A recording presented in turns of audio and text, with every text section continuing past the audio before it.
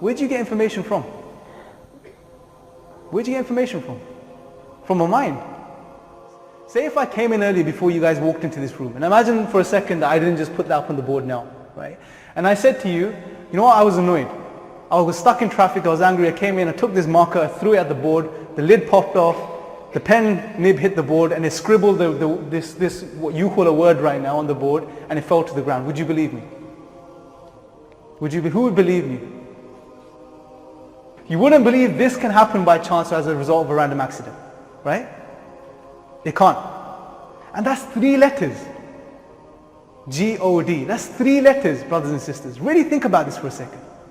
3 letters you are not willing to accept, that 3 letters which contain information can arise by chance or at random, right? Now think about this.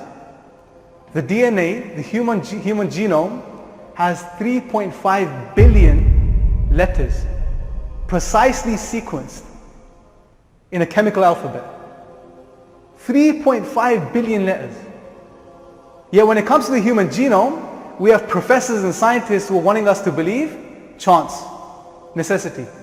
It just happened. Take a 3-letter word to a professor who says that and say chance, necessity. He'll tell you to go home. He'll kick you out of the institution. But when it comes to the human genome, chance and necessity. Why? It's right in front of us. This reality is right in front of us. The signs of Allah are staring us right in the face, but we deny them. We deny them. And there's this whole narrative that's out there with people that want you to deny these things. And they're deluding people.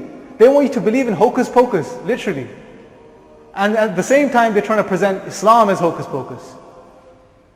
See the irony? It's crazy, isn't it? And this is why we need to empower ourselves, because there's people out there that believe this stuff. They believe that a 3-letter word can't come arise by chance, the information present there, but the information present in the DNA can arise by chance or at random. Where's the logic and rationality in that? There's none. It's hocus pocus, literally. And the DNA itself is the greatest storage saving device that we know of. Literally, and it's amazing because after decades, centuries of research and science and toil and trouble and sweat, we've been able to develop things like the SD card and hard drives and so on and so forth, right? Compared to the DNA, they're nothing. Literally. See, according to 2011 statistics, and this is really interesting, they calculated that roughly the information and data present on Earth was about 1.8 zettabytes, right? That's a huge number. You can imagine how big that is, right? And it's probably much bigger now, right?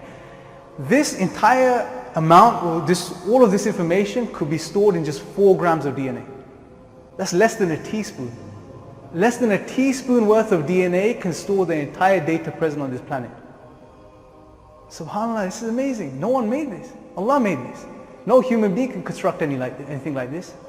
This is sort of information we are being either not told, or either we are being told it, but in such a strange way that it just all arose by chance, at random. Hocus pocus, brothers and sisters, seriously.